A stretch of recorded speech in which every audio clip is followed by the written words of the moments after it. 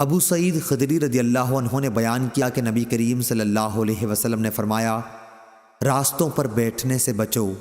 صحابہ رضی اللہ عنہم نے عرض کیا کہ ہم تو وہاں بیٹھنے پر مجبور ہیں، وہی ہماری بیٹھنے کی جگہ ہوتی ہے کہ جہاں ہم باتیں کرتے ہیں۔ اس پر آپ صلی اللہ علیہ وسلم نے فرمایا کہ اگر وہاں بیٹھنے کی مجبوری ہے تو راستے کا حق بھی ادا کرو۔ صحابہ رضی اللہ عنہم نے پوچھا، اور راستے کا حق کیا ہے؟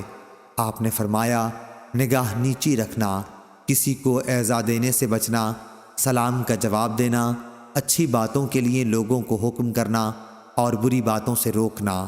صحیح بخاری حدیث نمبر 2465۔